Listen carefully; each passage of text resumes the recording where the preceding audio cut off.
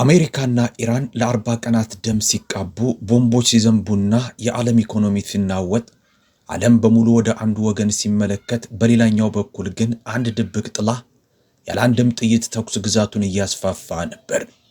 ይህ አካል አንድም ሚሳኤል አልተኮሰም፣ አንድም ወታደር አላዘመተም። ነገር ግን አሜሪካና ኢራን እርስ በእርሳቸው ደም ሲቃቡ እሱ ግን በዝምታ የድል አክሊሉን እየደፋ ነው። ብዙዎች ትኩረታቸው በተኩስ አቁሙ ላይ ቢሆንም ከ2500 ዓመታት በፊት ታላቁ ስትራቴጂስት ሱን ዙ የተናገረውን ትልቅ ድል ሳይዋጉ ማሸነፍ ነው የሚለውን ጥንታዊና ምስጢራዊ ጥበብ በተግባር እያሳየን ያለው ይህ የማይታይ ኃይል ማን ይመስላችኋል? ዋሽንግተን በመዶሻ ስልት ስትመታ፣ ይህ ኃይል ግን እንደ ውሃ በዝምታ የዓለምን ስንጥቆች ሁሉ እየሞላ ነው። አሜሪካ ስትደማ፣ እሱ ግን እየበለጸገ ነው። ቴህራን ስትቃጠል፣ እሱ ግን ቁልፉን እየተረከበ ነው። እንኳን ወደ ፕሮፌሰር ጂያንግ ሌላኛው ክፍለ ጊዜ በሰላም መጣችሁ። ዛሬ ይህ ኃይል እንዴት ይህንን ረቂቅ የጥላ ጨዋታ በዓለም ኃያላን ላይ እየተገበረ እንደሆነ ምስጢሩን አንድ በአንድ እንፈታለን። እንዲህ ያሉ በጥልቀት የተሰናዱና ከሚታየው በስተጀርባ ያለውን እውነት የሚያሳዩ ትንታኔዎች እንዳያመልጦት አሁኑኑ ሰብስክራይብ በማድረግ የጥበቡ ተካፋይ ይሁኑ። So today I want to talk about something that I think almost nobody understands about this war. Everyone is focused on ዛሬ ስለዚሁ ጦርነት ማንም ያላስተዋለው መስሎ የሚሰማኝን አንድ ጉዳይ ማንሳት ፈልጋለሁ። ሁሉም ሰው ትኩረቱን ያደረገው በተኩስ አቁሙ ስምምነት ላይ ነው። ሁሉም ሰው የሚጠይቀው አሜሪካ አሸነፈች ወይስ ኢራን፣ የተኩስ አቁሙ ይቆያል ወይስ ጦርነቱ ይቀጥላል የሚሉ ጥያቄዎችን ነው። እነዚህ በእርግጥ አስፈላጊ ጥያቄዎች ናቸው። ነገር ግን ዛሬ እኔ መጠየቅ የምፈልገው ፈጽሞ የተለየና ሚዲያው አሁን ላይ ከሚያወራው ከማንኛውም ነገር በላይ ወሳኝ የሆነ ጥያቄ ነው። ጥያቄውም ይሄ ነው። And the question is this: while America and Iran were bleeding each other for 40 አሜሪካና ኢራን ለ40 ቀናት እርስ በርሳቸው ደም ሲቃቡ፣ ቦምቦች ሲዘንቡ፣ የነዳጅ ዋጋ ሲንርና የዓለም ኢኮኖሚ ሲናወጥ በእርግጥ አሸናፊው ማን ነው? ለዚህ ጥያቄ ማንም የማይናገረው መልስ ቻይና የሚለው ነው። አውቃለሁ አንዳንዶቻችሁ ቻይና እኮ በዚህ ጦርነት ውስጥ አልነበረችም፣ አንድም ሚሳኤል አልተኮሰችም፣ አንድም ወታደር አላከችም፣ ታዲያ እንዴት አሸናፊ ልትሆን ትችላለች ብላችሁ ታስቡ ይሆናል። ይሄ ልክና ትክክለኛ ጥያቄ ነው። ምክንያቱም በጂኦፖለቲካ ውስጥ ትልቁ ብልህነት መዋጋት ሳይሆን ጠላቶች እርስ በርሳቸውን እንዲጠፋፉ ትተህ አንተ በዝምታ ሽልማቱን መሰብሰብ ነው። ነገር ግን ነገሩን የበለጠ አስገራሚ የሚያደርገውና እስካሁን ማንም በዝርዝር ያልገለጸው ጉዳይ አለ። ቻይና ዝም ብላ ጦርነቱን ስትመለከት ብቻ አልነበረችም። ቻይና እጅግ ረቂቅ በሆነ መንገድ ሦስቱንም ወገኖች በአንድ ጊዜ ስታጫወት ነበር። ቻይና ኢራንን አስታጥቃለች። ቻይና ሰላሙን አደራድራታለች። እናም ቻይና አሁን ኢኮኖሚያዊ ትርፉን ትሰበስባለች። ይህንን በአንድ ጊዜ ነው ያከናወነችው። ይህ ምን ያህል አስገራሚ እንደሆነ እንድትረዱልኝ ድጋሚ ልናገረው። ቻይና በጦርነቱ ወቅት ለኢራን የሚሳኤል ክፍሎችን እልካለች። ቻይና ራዳር ሲስተሞችና የናቪጌሽን ቴክኖሎጂዎች ኢራን እንድትዋጋ ረድተዋታል። ከዚያም ዞር ብላ በፓኪስታን በኩል የተኩስ አቁም ስምምነቱን እንዲደርስ ረዳች። አሁን ደግሞ በሚቀጥለው ወር ትራምፕ ቤጂንግን በሚጎበኙበት ወቅት ቻይና ይህንን የተኩስ አቁም ስምምነት እንደ ትልቅ የድርድር ካርታ ትጠቀምበታለች። አንድ ሀገር፣ ሶስት ስልቶች፣ ሁሉንም ወገኖች መጫወት። በምዕራቡ ዓለም ሚዲያ ግን ይህንን ነጥብ የሚያገናኝ የለም። እኔ ዛሬ ላደርግ የፈለግኩት ይህንን ነው፣ ነጥቦቹን ደረጃ በደረጃ ማገናኘት። እናም ሙሉውን ምስል ስታዩ ከእንግዲህ ይህንን ጦርነት የምታዩበት መንገድ ለዘላለም እንደሚቀየር ቃል እገባላችኋለሁ። እርሺ እንጀምር። way again. Okay? Let us begin. So, I want to introduce a concept that I think is essential to understanding what China is doing. I call it the triple game. And once you understand ስለዚህ ቻይና ምን እያደረገች እንደሆነ ለመረዳት የግድ አስፈላጊ ነው ብዬ የማስበውን አንድ ጽንሰ ሐሳብ ላስተዋውቃችሁ። እኔ የሶስትዮሽ ጨዋታ ዘ ትሪፕል ጌም እለዋለሁ። አንዴ ይህንን ጽንሰ ሐሳብ ከተረዳችሁ በዚህ ጦርነት ውስጥ ስላለው የቻይና ባህሪ ያንዳንዱ ነገር ፍጹም ትርጉም ይሰጣችኋል። አብዛኞቹ ሀገራት በአንድ ጊዜ አንድ ጨዋታ ብቻ ነው የሚጫወቱት። አሜሪካ የወታደራዊ ጨዋታውን ትጫወታለች። ቦምቦች፣ ሚሳኤሎች፣ የአውሮፕላን ተሸካሚ መርከቦች፣ የአሜሪካ ጨዋታ ይሄ ነው። ኢራን የመዳን ጨዋታን ትጫወታለች። መቋቋም፣ መጽናት፣ የባህር ሰርጡን አጥብቆ መያዝ። የኢራን ጨዋታ ደግሞ ይሄ ነው። ቻይና ግን 3 ጨዋታዎችን በአንድ ጊዜ ትጫወታለች። ወታደራዊው ጨዋታ፣ የዲፕሎማሲው ጨዋታና የኢኮኖሚው ጨዋታ። ቻይና በእያንዳንዱ ሰሌዳ ላይ የተለያየ ስልት ትከተላለች። እያንዳንዱን በዝርዝር ላሳያችሁ። አንደኛው ጨዋታ የወታደራዊው ሰሌዳ ነው። በወታደራዊው ሰሌዳ ላይ ቻይና በይፋ ገለልተኛ መሆኗን አውጃለች። እኛ እጃችን የለበትም፣ ሰላም እንፈልጋለን አለች። ይህ ይፋዊ መግለጫው ነው። ነገር ግን በእውነቱ የሆነው ሌላ ነው። ጦርነቱ ከጀመረ በኋላ እንጂ ከጦርነቱ በፊት አይደለም። ጠንካራ የሮኬት ነዳጅ ለመስራት የሚያገለግል ቁልፍ ንጥረ ነገር ሶዲየም ፐርክሎሬት የጫኑና ማዕቀብ የተጣለባቸው በርካታ የኢራን መርከቦች ከቻይና ተነስተው ኢራን ገብተዋል። ከጦርነቱ በፊት የተሸጡ የቻይና ራዳር ሲስተሞችና የናቪጌሽን ቴክኖሎጂዎች ኢራን የኤሌክትሮኒክስ ውጊያ እንድታደርግ ረድተዋታል። ውጊያው በሚካሄድበት ወቅት የቻይና ቴክኖሎጂ ኢራን የሚሰነዘሩባትን ጥቃቶች እንድታውቅና የድሮን መንጋዎቿን እንድታስተባብር ረድቷታል። ታዲያ ቻይና ወታደር ልካለች? አይ። ሚሳኤል ተኩሳለች? አይ።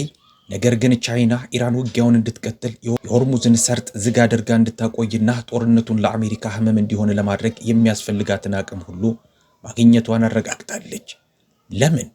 ምክንያቱም አሜሪካ ከኢራን ጋር ስትዋጋ የምታጠፋው እያንዳንዱ ቀን ትኩረቷን ከቻይና ላይ የምታነሳበት ቀን ነውና።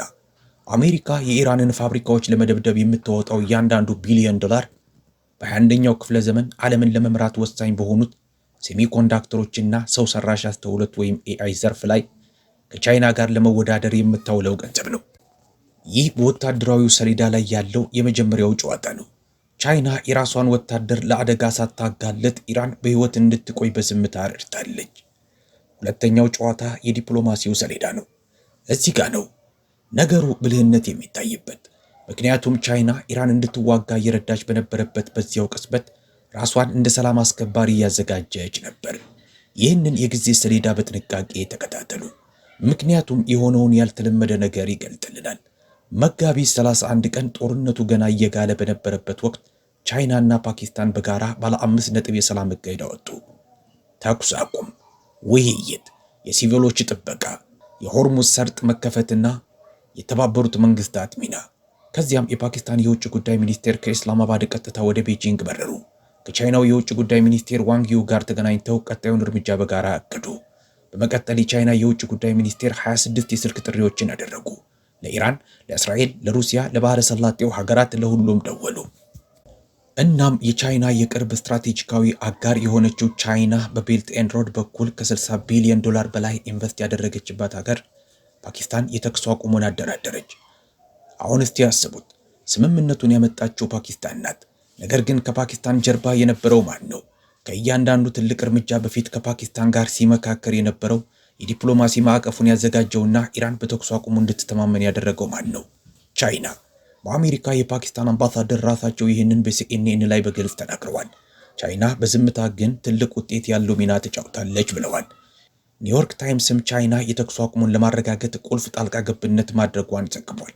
ብሉምበርግ ትራምፕ ራሳቸው ለስምምነቱ መሳካት ቻይናን አመስግነዋል ብሎ ዘግቧል። ስለዚህ ይህ ማለት ምን ማለት እንደሆነ በግልጽ ላስረዳችሁ። China armed Iran to keep the war going. Then China brokered the peace to end it. ቻይና ጦርነቱ እንዲቀጥል ኢራንን አስታጠቀች። ከዚያም ጦርነቱ እንዲቆም ሰላሙን አደራደረች። ጦርነቱ መቼ እንዲያምና መቼ እንዲቆም የወሰነችው ቻይና ናት። ይህ ገለልተኛ ሀገር መሆን ሳይሆን የመላ ግጭቱን ፍጥነት ወይም ቴምፖ የሚቆጣጠር ሀገር መሆን ነው። ሶስተኛው ጨዋታ የኢኮኖሚው ሰሌዳ ነው። አሁን የኢኮኖሚው ሰሌዳ ደግሞ ከሁሉ በላይ ወሳኝ የሆነው ሰሌዳ ነው። ቻይና በእውነት አሸናፊ የምትሆንበት ቦታም እዚህ ጋር ነው። ቻይና ከኢራን የነዳጅ ኤክስፖርት ውስጥ ከ90% በላይ ትገዛለች። ድጋሚ ልበላችሁ፣ 90%። ቻይና የኢራን ነዳጅ ደንበኛ ብቻ አይደለችም። ቻይና ብቸኛዋ ደንበኛ ናት። ከዚህ ጦርነት በፊት በአሜሪካ ማዕቀብ ምክንያት ኢራን ነዳጅ መሸጥ አቅቷት ኢኮኖሚዋ እየተንገዳገደ ነበር። ኢራን ተስፋ ቆርጣ ነበር።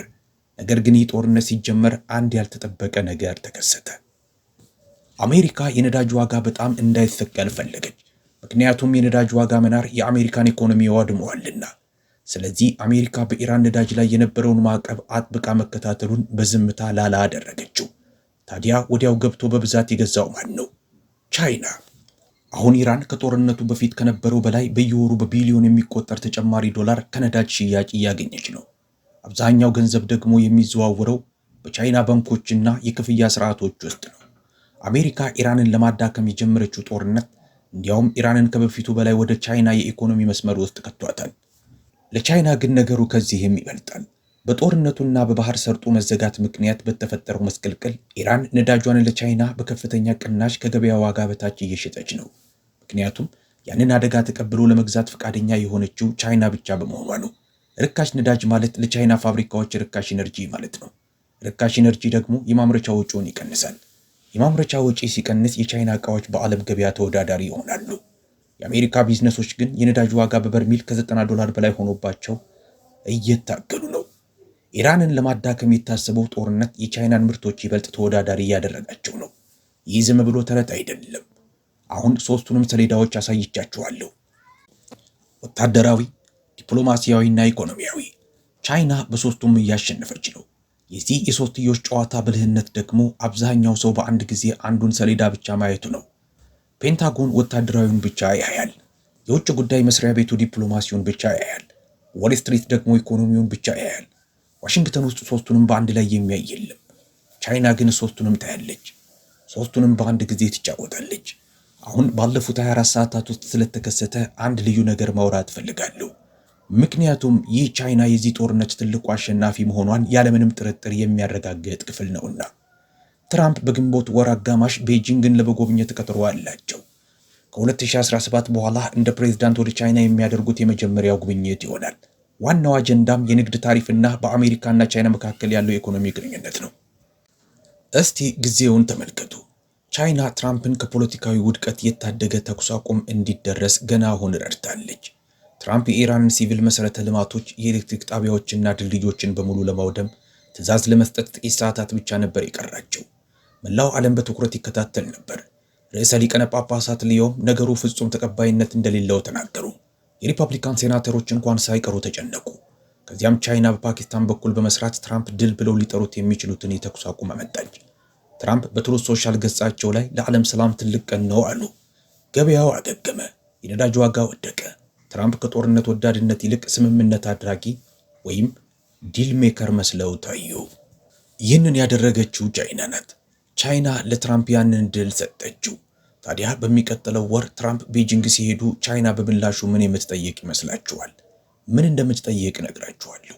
የታሪፍ ቅናሽ፣ የሴሚኮንዳክተር ኤክስፖርት ቁጥጥር እንዲላላና በቻይና የቴክኖሎጂ ኩባንያዎች ላይ የተጣለው ማዕቀብ እንዲነሳ ትጠይቃለች።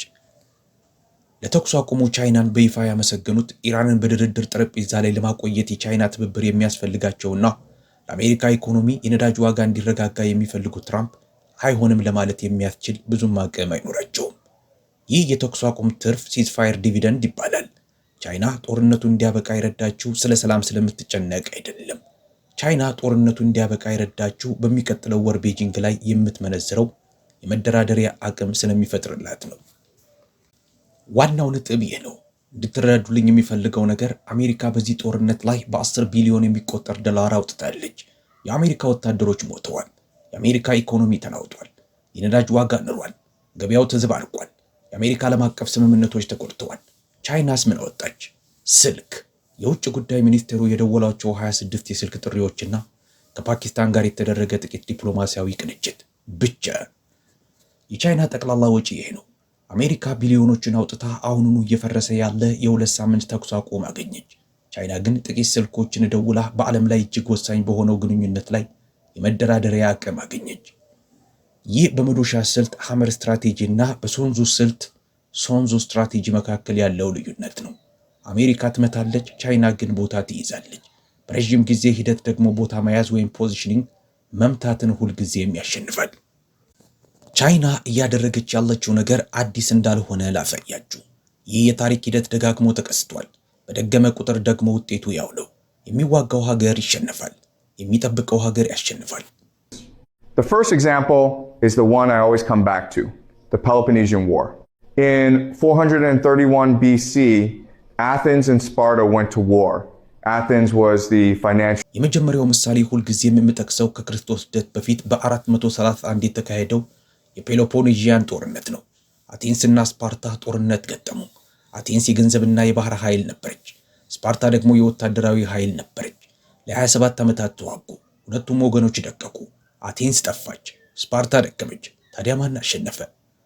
መቄዶንያ። ማንም ግምት ውስጥ የማይከታት በሰሜን ያለችው ግዛት። የመቄዶንያው ፊሊፕ አቴንስና ስፓርታ ተዋግተው ሲደክሙ ተመለከተ። ሰራዊቱን ገነባ፣ ኢኮኖሚውን አጠናከረ፣ ጠበቀ። ጊዜው ሲደርስም ልጁ ታላቁ እስክንድር መላውን የግሪክ ዓለም ተቆጣጠረ። አሜሪካ አቴንስ ናት፣ ኢራን ስፓርታ ናት፣ ቻይና ደግሞ መቄዶንያ ናት። ተመሳሳይነቱ ፍጹም ነው። ነገር ግን ከዚህ ይበልጥ ትክክለኛ ነው ብዬ የማስበውንና ማንም ሲያወራው ያልሰማሁትን ሁለተኛ ምሳሌ ልስጣችሁ። ከ1803 እስከ 1815 የነበረው የናፖሊዮን ጦርነት ፈረንሳይ በናፖሊዮን መሪነት ብሪታንያንና የተቀረውን አውሮፓ በከባድ ጦርነቶች የተፋለመችበት ወቅት ነበር። ፈረንሳይ በዓለም ላይ እጅግ ኃያል ሰራዊት ነበራት። ብሪታንያ ደግሞ እጅግ ኃያል ባህር ኃይል ነበራት። ለ10 ዓመታት ተፋለሙ። ታዲያ ማን አሸነፈ? ፈረንሳይም አይደለችም፣ ብሪታንያም አይደለችም። ትክክለኛው አሸናፊ የአሜሪካ ዩናይትድ ስቴትስ ነበረች። አውሮፓ እርስ በርሷ ስትጠፋፋ አሜሪካ በዝምታ ግዛቷን ወደ ምዕራብ እያስፋፋች ነበረ። ናፖሊዮን ለጦርነቱ ገንዘብ ስለፈለገ በ1803 ሉዊዚያናን ለአሜሪካ ሸጠ። አሜሪካ በአንድ ጀንበር ግዛቷን እጥፍ አደረገች፣ ኢኮኖሚዋን ገነባች፣ ከአውሮፓ ግጭቶች ራሷን አገለለች። በጥቂት 10 ዓመታት ውስጥ ደግሞ አሜሪካ በምዕራብ ንፍቀ ክበብ የበላይ ኃይል ሆነች። አሜሪካ የ19ኛውን ክፍለ ዘመን ያሸነፈችው ትልልቅ ውጊያዎችን በማድረግ ሳይሆን የአውሮፓን ኃያል እርስ በእርስ እንዲዳከሙ በማድረግና ከዚያም የተፈጠረውን ክፍተት በመሙላት ነው። ዛሬ ቻይና እያደረገች ያለችውም ልክ ይህንኑ ነው። አሜሪካ በመካከለኛው ምስራቅ ጦርነቶች ላይ ትሪሊዮን ዶላሮችን ስታባክን፣ ቻይና በአፍሪካ ሀብቶችን እየገዛች ነው። በደቡብ ምስራቅ ኤስያ ወደቦችን እየገነባች ነው። በላቲን አሜሪካ የንግድ ስምምነቶችን እየፈረመች ነው። አሜሪካ ራሷን ስታዳክም፣ ቻይና እየተስፋፋች ነው። አሁን ደግሞ ሶስተኛውን ምሳሌ ልስጣችሁ። ይህ ደግሞ በቅርብ ትውስታ ያለ ነው። በ1979 ሶቪየት ህብረት አፍጋኒስታንን ወረረች። ሶቪየቶች ነገሩ ፈጣን ክንውን የሚሆን መስሏቸው ነበር። የአፍጋኒስታን ተቃውሞ በጥቂት ሳምንታት ውስጥ ይፈርሳል ብለው አስበው ነበር። ነገር ግን ጦርነቱ 10 ዓመታት ፈጀ። ለሶቪየት ኢኮኖሚ በቢሊዮን የሚቆጠር ሩብል ወጪ ያስከተለ። 15000 የሶቪየት ወታደሮች ተገደሉ። የሶቪየትን ህዝብ ተስፋ አስቆረጠ። በ1989ም ሶቪየቶች በውርደት ወጡ። ከ2 ዓመት በኋላ ደግሞ ሶቪየት ህብረት ፈረሰች። ታዲያ ማን አሸነፈ? አሜሪካ። አሜሪካ አፍጋኒስታን ውስጥ በቀጥታ አልተዋጋችም። አሜሪካ በአፍጋኒስታን ያሉ ተቃዋሚዎችን በፓኪስታን በኩል አስታጠቀች። በነገራችን ላይ አሁን የኢራንን ተኩስ አቁም ባደራደረችው በዚህችው ፓኪስታን በኩል። እናም ሶቪየቶች ደማቸው ሲፈስ አሜሪካ ትመለከት ነበር። ተመሳሳይነቱን አያችሁት? በ1980ዎቹ አሜሪካ በአፍጋኒስታን በኩል የሶቪየት ግዛት ደም እንዲፈስ አደረገች። በ2026 ቻይና በፓኪስታን በኩል የኢራንን ተቃውሞ እየደገፈች የአሜሪካ ግዛት ደም እንዲፈስ እያደረገች ነው። ተማሪው አሁን አስተማሪ ሆኗል። አሜሪካ የፈጠረችውን ስልት ቻይና አሁን በአሜሪካ ላይ እየተጠቀመችበት ነው። ቁልፉ ነጥብ ይህ ነው። አሜሪካ የሶቪየትን ግዛት ለማዳከም አፍጋኒስታንን በፓኪስታን በኩል አስታጠቀች። ቻይና ደግሞ የአሜሪካንን ግዛት ለማዳከም ኢራንን በፓኪስታን በኩል እየደገፈች ነው። ይህ ያው አንድ አይነት ስልት ነው። አሜሪካ ግን ማንም የእሷን ስልት በእሷ ላይ ይጠቀምባታል ብላ ስላልገመተች ማየት ተስኗታል። ስለ ግምቶቼ ከመናገሬ በፊት ግን ቆም ብዬ አንድ ነገር ማለት እፈልጋለሁ። ስለ ስልትና ስለ ጨዋታ ቲዮሪ ወይም ጌም ቲዮሪ ስናወራ እንደ ቼዝ ጨዋታ ወይም እንደ አንድ ረቂቅ እውቀት ሊመስል ይችላል። ነገር ግን ግልጽ መሆን እፈልጋለሁ። ይህ ጨዋታ አይደለም። ኢራን ውስጥ እውነተኛ ሰዎች እየሞቱ ነው። ሊባኖስ ውስጥ እውነተኛ ሰዎች እየሞቱ ነው። አሜሪካ ያሉ እውነተኛ ቤተሰቦች ልጆቻቸው ወደ ውትድርና ይላካሉ ብለው በጭንቀት ተውጠዋል።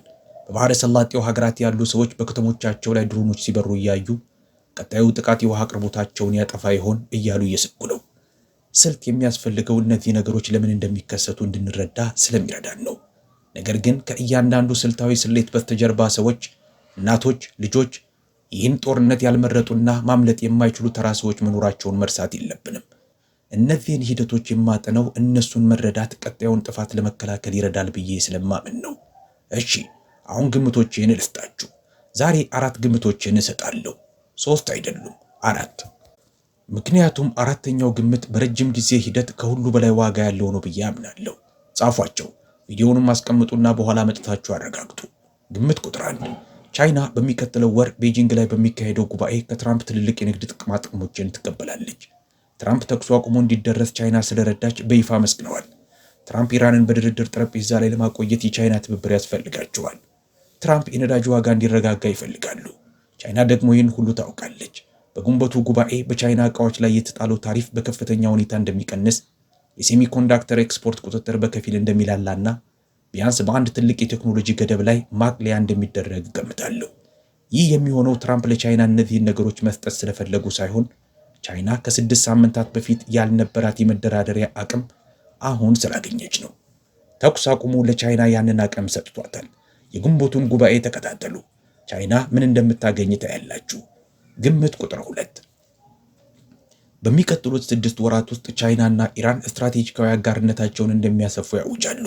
በ2021 ቻይና ከኢራን ጋር የ25 ዓመት የ400 ቢሊዮን ዶላር አጋርነት ተፈራርማ ነበር። በወቅቱ ያ ስምምነት በማዕቀብ ጫና ምክንያት ብዙም ለውጥ ያላመጣ ተምሳሌታዊ ብቻ ነበር። ነገር ግን ይህ ጦርነት ሁሉንም ነገር ቀይሮታል።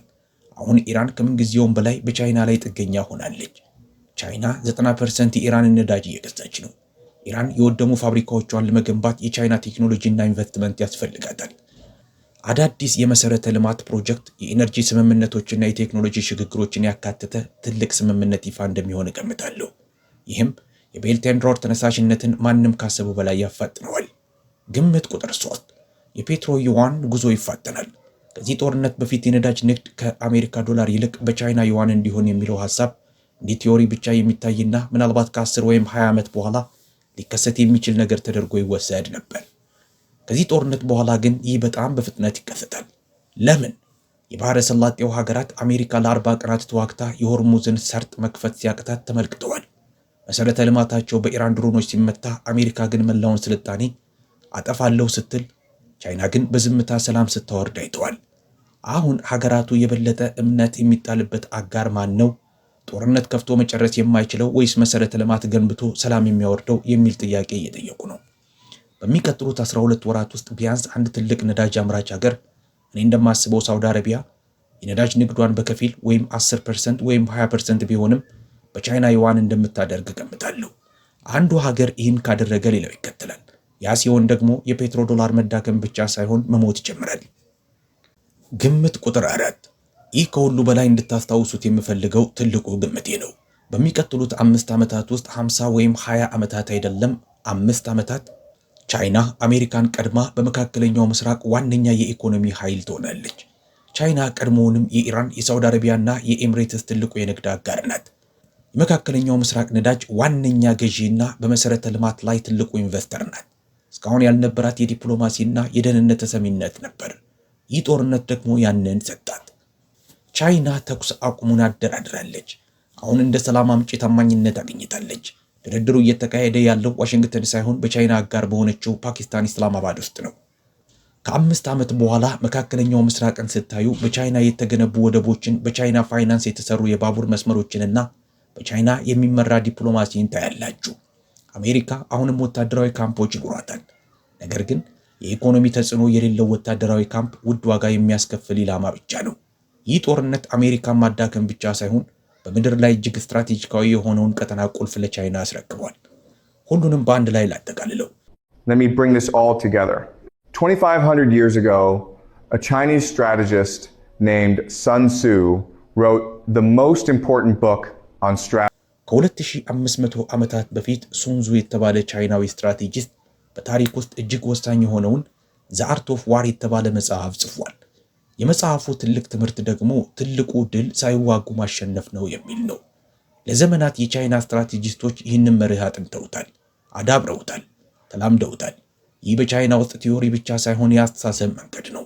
በዚህ ጦርነት ውስጥ ደግሞ ይህ መርህ በከፍተኛ ደረጃ ተግባር ላይ ሲውል እያየን ነው። ቻይና ጦርነቱ ለአሜሪካ ህመም እንዲሆን ኢራንን በስውር አስታጠቀች። ከዚያም ቻይና ምስጋናውን እንድታገኝ በፓኪስታንና በዲፕሎማሲ በኩል ሰላሙን አደራደረች። አሁን ደግሞ በዝቅተኛ የነዳጅ ዋጋ፣ በንግድ ጥቅማ ጥቅሞችና በፔትሮ ዶላር መሞት የኢኮኖሚ ትርፉን ትሰበስባለች። 3 እርምጃዎች፣ አንድ ስልት፣ አንድም ወታደር ሳይሞት፣ አንድም ቦምብ ሳይጣል፣ አንድም ከተማ ሳይፈርስ። አሜሪካ በ10 ቢሊዮን የሚቆጠር ዶላር አውጥታ በሺዎች የሚቆጠሩ ሰዎች አልቀው የዓለም ኢኮኖሚ ተናውጦ ያገኘችው አሁኑኑ እየፈረሰ ያለ የ2 ሳምንት ተኩስ አቁም ነው። ቻይና በ26 የስልክ ጥሪዎች በዓለም ሀያል መንግስት ላይ የመደራደሪያ አቅም፣ በኢራን ነዳጅ ላይ ቁጥጥር፣ ቤልት ኤንድ ሮድን የማስፋፊያ መንገድና እንደ ሰላም አምጪ ታማኝነትን አግኝታ ዶላርን አዳገመች። ይህ በአጋጣሚ የሆነ አይደለም። 2500 ዓመታት ያስቆጠረ ስትራቴጂካዊ ባህል ፍጹም በሆነ ቅጽበት ሲተገበር ነው። በመጨረሻ አንድ ሐሳብ ልተውላችሁ። በ1980ዎቹ አሜሪካ የሶቪየትን ግዛት ለማዳከም ፓኪስታንን ተጠቅማ አፍጋኒስታንን አስታጠቀች። ተሳካላትም። ሶቪየት ኅብረት ፈረሰች። አሜሪካን ብቸኛ ኃይል ሆነች። በ2026 ቻይና የአሜሪካን ግዛት ለማዳከም ፓኪስታንን ተጠቅማ ኢራንን እየደገፈች ነው። ጥያቄው ይህ እንደገና ይሳካል ወይ ነው? እኔ ይሳካል ብዬ አምናለሁ። ቻይና ከአሜሪካ ብልህ ስለሆነች ሳይሆን ጠላትህ ራሱን እንዲያዳክም ገንዘቡን እንዲጨርስና ታማኝነቱን እንዲያጠፋ ትተህ እሱ ሲደክም ጣልቃ የመግባት ስልት በታሪክ ውስጥ ሁልጊዜም ስለሚሰራ ነው። አቴንስና ስፓርታ ተዳክመው መቄዶንያ አሸነፈች። ብሪታንያና ፈረንሳይ ተዳክመው አሜሪካ አሸነፈች። ሶቪየት ኅብረት ደክማ አሜሪካ አሸነፈች። አሁን ደግሞ አሜሪካ ራሷን እያዳከመች ነው። ቻይና ደግሞ በቦምብ ሳይሆን በትዕግስት ታሸንፋለች። ይህ የሱንዙ ትምህርት ነው። የታሪክም ትምህርት ነው። ማንም ትኩረት ባልሰጠበት ሁኔታ በአሁኑ ወቅት በዓለም ፊት እየሆነ ያለው ይሄው ነው። የዛሬው ትንተናዬ ይሄ ነው። ይህ ትንቢት ሳይሆን የጨዋታ ቲዮሪና የታሪክ መዋቅር ነው። ተሳስቼ ሊሆን ይችላል። ከተሳሳትኩ ደግሞ ተመልሰን ለምን እንደተሳሳትኩ እንተነትናለን። ምክንያቱም ዋናው ነገር ሁልጊዜ ትክክል መሆን ሳይሆን በጥንቃቄ ማሰብ፣ ግምቶቻችንን መመርመርና አመክንዮ ወደ መራን ቦታ መከተል ነው። ይህን ቪዲዮ አስቀምጡት። ከ6 ወር በኋላ ተመልሳችሁ ግምቶቹን አረጋግጡ። በቀጣዩ እስክንገናኝ መልካም ጊዜ።